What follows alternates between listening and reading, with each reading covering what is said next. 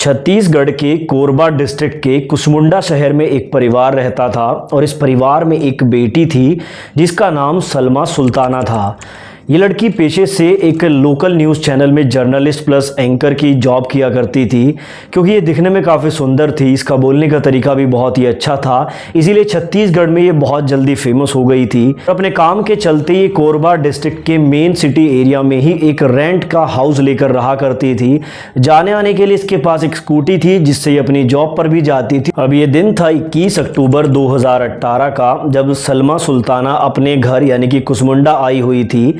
अचानक से ये अपनी स्कूटी लेकर घर से निकलती है। उसके बाद ये कहीं बाहर चली जाती है। शाम तक ये घर वापस नहीं आती है। फिर पूरी रात बीत जाती है लेकिन ये घर वापस नहीं आती है। अब घर वाले इसके जाने से या फिर वापस ना आने से बहुत ज़्यादा परेशान इसलिए नहीं थे क्योंकि अक्सर ये अपने काम के सिलसिले की वजह से बाहर ही रहा करती थी। कई बार ये बिना बताए चली जाती थी, 2 से 3 दिनों में वापस आती थी, इसलिए घर वाले ज़्यादा परेशान नहीं होते हैं। अब 2 से 3 दिनों का समय बीत जाता है। सलमा सुल्ताना ना तो घर वापस आई थी, ना ही उसका मोबाइल नंबर मिल रहा था। अब घर वाले थोड़ा सा परेशान हो जाते हैं। वैसे तो वो जानते थे कि सलमा सुल्ताना एक खुले विचारों वाली लड़की है, उसके बहुत से दोस्त हैं, उसके बहुत सारे मेल फ्रेंड्स भी थे, लेकिन क्योंकि अब उसका मोबाइल नंबर स्विच ऑफ आ रहा था इसीलिए घर वाले थोड़ा परेशान होते हैं। वो उसके साथ काम करने वाले लोगों को कॉन्टैक्ट करते हैं, उसके दोस्तों से भी कॉल करके पूछते हैं, लेकिन किसी को भी सलमा सुल्ताना के बारे में नहीं पता था क्योंकि 21 अक्टूबर 2018 को वो अपने किसी भी दोस्त के पास नहीं गई थी। अब कोरबा डिस्ट्रिक्ट में जहां पर वो रहती थी वहां पर जब कॉल करके मालूम किया जाता है तो मालूम चलता है कि 21 अक्टूबर से पहले ही वो अपने रूम पर आई थी, उसके बाद उसको वहां पर किसी ने नहीं देखा था। अब सलमा के परिवार वाले अपने एंड से उसे ढूंढने की पूरी कोशिश कर रहे थे और इसी कोशिशों के दौरान उन्हें मालूम चलता है कि सलमा के बहुत सारे मेल फ्रेंड्स भी हैं और उसे एक्टिंग का भी काफ़ी शौक था। अक्सर वो अपने दोस्तों के सामने कहती थी कि उसे मुंबई जाकर हीरोइन बनना है, यानी कि उसका सपना था कि वो मुंबई जाकर काम करे।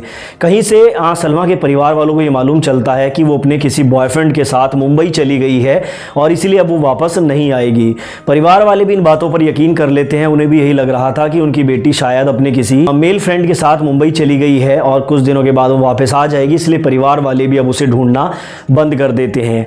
ऐसे ही समय बीतता जाता है। अक्टूबर 2018 बीत जाता है, उसके बाद नवंबर, फिर दिसंबर 2018 बीत जाता है और अब समय आ जाता है जनवरी 2019 का, जब अचानक से सलमा सुल्ताना के पिता की तबीयत खराब हो जाती है और 2 से 3 दिनों की अंदर ही उनकी मृत्यु हो जाती है।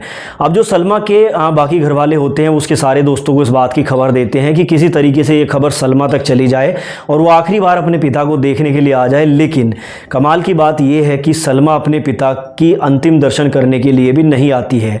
परिवार वाले उन्हें दफना देते हैं, अंतिम संस्कार हो जाता है। परिवार वालों को भी थोड़ा डाउट जाता है कि सलमा अपने पिता को देखने क्यों नहीं आई, क्योंकि अगर वो कहीं आसपास होती या मुंबई में भी होती, किसी दोस्त के कॉन्टैक्ट में होती तो उसे मालूम तो चल गया होगा, और अगर वो वापस नहीं आई है इसका मतलब दाल में कुछ काला है। अब सलमा सुल्ताना के घर वाले पुलिस स्टेशन में जाते हैं और सलमा की मिसिंग रिपोर्ट फाइल करते हैं। पहले तो पुलिस यही पूछती है कि आप लगभग 3 महीने बाद मिसिंग रिपोर्ट फाइल करने क्यों आए हैं। घर वाले उन्हें सारी बात बताते हैं कि खुले विचारों वाली लड़की है, जर्नलिस्ट है, बाहर आना जाना लगा रहता है, इसीलिए उसकी मिसिंग रिपोर्ट नहीं लिखवाई थी। पुलिस उनकी मिसिंग रिपोर्ट फाइल करती है, थोड़ी बहुत इन्वेस्टिगेशन भी की जाती है। पुलिस को भी यही मालूम चलता है कि सलमा बहुत ही खुले विचारों की लड़की थी, उसके बहुत सारे पुरुष मित्र भी थे। अब उसकी जो स्कूटी है वो पुलिस को 2 महीने पहले ही रेलवे स्टेशन के पास से मिल गई थी। वो पुलिस थाने में लावारिस खड़ी हुई थी। उस स्कूटी के बारे में पुलिस को मालूम चलता है तो उन्हें लगता है कि रेलवे स्टेशन के पास से स्कूटी मिली है तो शायद वहां स्कूटी खड़ी करके अपने किसी पुरुष मित्र के साथ मुंबई चली गई होगी। यानी कि जो थ्योरी सलमा के परिवार वालों को सच लगी थी वही थ्योरी यहां पर पुलिस को भी सच लग रही थी, और यही मानकर पुलिस इस केस में ज़्यादा छानबीन नहीं करती है और बहुत सीरियसली इस केस की इन्वेस्टिगेशन भी नहीं होती है। साथ ही सलमा के परिवार की तरफ से भी बहुत ज़्यादा प्रेशर पुलिस के ऊपर नहीं था, इसलिए जो केस है वो ठंडे बस्ते में चला जाता है। अब समय बीतता रहता है, 2019 बीत जाता है, 2020 में लॉकडाउन लग गया था, उसके बाद 2021, 2022 और समय आ जाता है फिर 2023 का। यानी कि सलमा को गायब हुए तकरीबन 5 साल हो चुके थे। 2023 में छत्तीसगढ़ के नए एसपी अपॉइंट होते हैं जो कुछ पुराने केसेस की फाइल को चेक करते हैं। उन्हीं में उन्हें सलमा सुल्ताना का केस भी दिखता है। वो इस केस की जो डिटेल्स हैं उनको स्टडी करते हैं और उसके बाद इस केस को रीओपन कर दिया जाता है। वो सबसे पहले फाइल में ये देखते हैं कि 21 अक्टूबर 2018 को जब सलमा गायब हुई थी उसके बाद से ना तो वो अपने किसी दोस्त के संपर्क में आई, ना उसने कभी अपने किसी दोस्त को कॉल किया, जबकि वो बहुत ज़्यादा फ्रेंडली नेचर की लड़की थी, उसके बहुत सारे दोस्त भी थे। उसके अलावा छत्तीसगढ़ के एसपी को ये भी मालूम चलता है कि 21 अक्टूबर 2018 के बाद से सलमा ने फेसबुक पर कोई भी पोस्ट नहीं किया था, जबकि उससे पहले वो लगातार फेसबुक पर पोस्ट किया करती थी, अपने फोटोज अपलोड करती रहती थी। यहाँ से एसपी को ये मालूम चल जाता है जो सलमा है वो केवल मिसिंग नहीं है बल्कि उसके साथ कोई हादसा हुआ है, और इसी के चलते एक स्पेशल इन्वेस्टिगेशन टीम का गठन कर इस केस की जो कार्रवाई है वो शुरू कर दी जाती है। पहले जो सलमा है उसके परिवार वालों से, उसके दोस्तों से बात की जाती है, तो वहाँ पर वही पुरानी बातें उन्हें मालूम चलती है कि उसे मुंबई जाने का शौक था, वो शायद मुंबई चली गई होगी, लेकिन पुलिस को दाल में कुछ काला भी लग रहा था। पुलिस सबसे पहले सलमा के जो बैंक डिटेल्स हैं वो चेक करने की कोशिश करती है कि अगर वो मुंबई में रह रही है तो उसे कोई ना कोई फाइनेंशियल सपोर्ट कहीं से मिल रहा होगा, उसके बैंक में कोई ट्रांजैक्शन जरूर हो रही होगी, और यहाँ पर पुलिस के हाथ एक सुराग लगता है। दरअसल सलमा सुल्ताना का जो अकाउंट होता है वो यूनियन बैंक का एक अकाउंट होता है, और उस अकाउंट से 2018 में ही 5 लाख का एक लोन सैंक्शन कराया गया था, और उससे भी ज़्यादा हैरान करने वाली बात यह है कि उस लोन की किस्त अभी भी रेगुलर पे हो रही थी। यानी कि जिस महीने 2023 में पुलिस इस केस की इन्वेस्टिगेशन कर रही थी उस महीने में भी उस लोन की जो किस्त है वो पे की गई थी। अब यहाँ पर पुलिस थोड़ा कंफ्यूज हो जाती है कि जिस लड़की को वो मृत मानकर चल रहे हैं या किसी हादसे का शिकार मानकर चल रहे हैं, वो तो लोन लेकर उसकी किस्तें चुका रही है।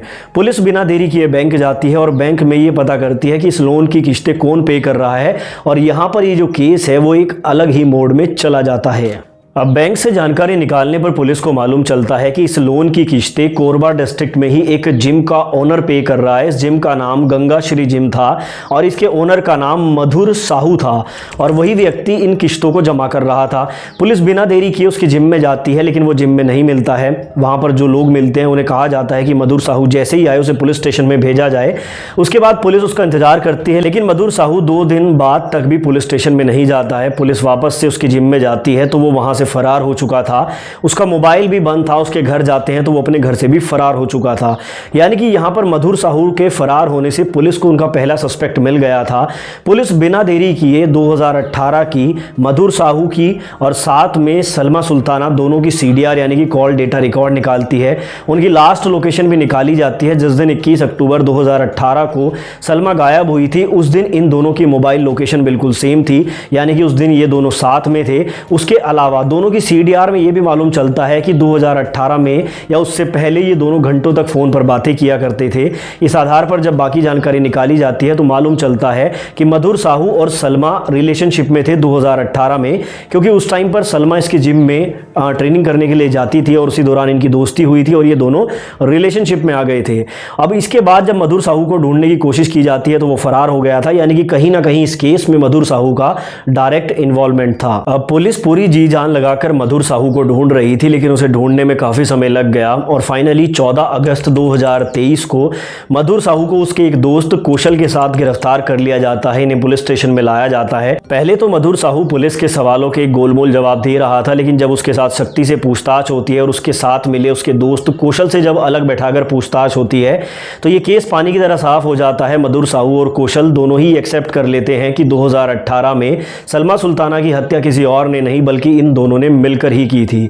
जब इनसे कारण पूछा जाता है तो मधुर साहू पुलिस को बताता है कि वो एक जिम का ऑनर है, उसकी जिम में बहुत सी लड़कियां आती हैं, वो दिखने में भी हैंडसम था, उसकी बॉडी भी अच्छी थी और उसी आधार पर वो बहुत सी लड़कियों को इंप्रेस कर लेता था। और ऐसे ही 2018 में सलमा भी उसकी जिम में आई थी, उसी दौरान ये सलमा को भी इंप्रेस कर लेता है। ये दोनों रिलेशनशिप में आ जाते हैं। बहुत जल्दी इनकी दोस्ती प्यार में बदल जाती है और कोरबा डिस्ट्रिक्ट में जिस रूम पर सलमा रहा करती थी वहीं पर जो मधुर साहू है वो भी इसके साथ लिव इन में रहना शुरू कर देता है। ये दोनों आपस में शारीरिक संबंध भी बनाते हैं, लेकिन यहाँ पर जो सलमा है वो मधुर से सच्चा प्यार कर बैठी थी, वो उससे शादी करना चाहती थी, लेकिन मधुर का ऐसा कोई भी इरादा नहीं था, क्योंकि जो मधुर है उसकी जिम में और भी बहुत सी लड़कियां आती थी और ऐसे ही उसके लगभग 100 से ज़्यादा लड़कियों के साथ संबंध थे। पहले वो जिम में आने वाली लड़कियों को इंप्रेस करता था, फिर उनके साथ शारीरिक संबंध बनाता था और उसके बाद उन्हें छोड़ देता था। लेकिन यहाँ पर सलमा के केस में थोड़ा उल्टा हो जाता है। सलमा को जब ये सारी बातें मालूम चलती है तो वो मधुर से कहती है कि या तो मेरे साथ शादी करो, नहीं तो मैं तुम्हारी पुलिस रिपोर्ट करा दूंगी, और क्योंकि मैं एक जर्नलिस्ट हूँ, एक न्यूज़ एंकर हूँ, तो तुम्हें पकड़वाने में मुझे ज़्यादा समय नहीं लगेगा। अब सलमा की इन बातों से जो मधुर है वो डर जाता है, क्योंकि आज तक उसने जितनी भी लड़कियों को अपना शिकार बनाया था वो सभी भोली वाली थी, उन्होंने उसकी कोई रिपोर्ट फाइल नहीं की थी। बट सलमा से उसे बहुत ज़्यादा खतरा हो रहा था, और इसी के चलते वो अपने दोस्त कौशल के साथ मिलकर सलमा को रास्ते से हटाने का प्लान बनाता है। और इसी के चलते 21 अक्टूबर 2018 को वो सलमा को सबसे पहले मिलने के लिए बुलाता है। उसी दौरान वो अपने दोस्त कौशल के साथ मिलकर गला दबाकर उसकी हत्या कर देता है, और फिर उसे एक सुनसान जगह पर जाकर दफना देता है। उसके बाद ये पूरा केस खुलता है। परिवार वाले ज़्यादा प्रेशर पुलिस पर नहीं डालते हैं, और धीरे धीरे ये केस ठंडे बस्ते में चला जाता है। मधुर को लगता है कि ये केस अब बंद हो गया, वो कभी पकड़ा नहीं जाएगा, और 2018 में ही उसने सलमा के नाम पर 5 लाख का यूनियन बैंक से लोन भी लिया था, जिसकी किस्तें वो अभी भी चुका रहा था, क्योंकि उसे डर था कि अगर वो किस्तें नहीं देगा तो इसकी जांच होगी, सलमा को ढूंढने की कोशिश की जाएगी, और अगर वो ये मालूम चल गया कि वो मर चुकी है तो शायद ये पोल खुल जाए, इसलिए वो सारी किस्तें भी जमा कर रहा था। लेकिन इन्हीं किस्तों की वजह से वो पकड़ में भी आ गया। अब यहाँ पर पुलिस इनसे पूछती है कि इन्होंने डेड बॉडी को कहाँ पर दफनाया था, तो पुलिस को लेकर एक जगह पर जाते हैं। जिस जगह पर इन्होंने डेड बॉडी को दफनाया था वहाँ पर अब हाईवे बन चुका था। बड़ी मुश्किल से इनकी निशानदेही पर पुलिस उस हाईवे को खोदती है। लगभग 30 मीटर तक हाईवे खोदने के बाद और बहुत सी टेक्नोलॉजी यूज़ करने के बाद फाइनली उन्हें कुछ हड्डियों के टुकड़े मिल जाते हैं, उन्हें चप्पल मिलती है, कुछ रस्सी मिलती है, यानी कि वहाँ पर एक डेड बॉडी उन्हें मिल जाती है। उसकी डीएनए जांच कराई जाती है, तो उसमें मालूम चलता है कि ये डेड बॉडी किसी और की नहीं बल्कि सलमा सुल्ताना की ही है।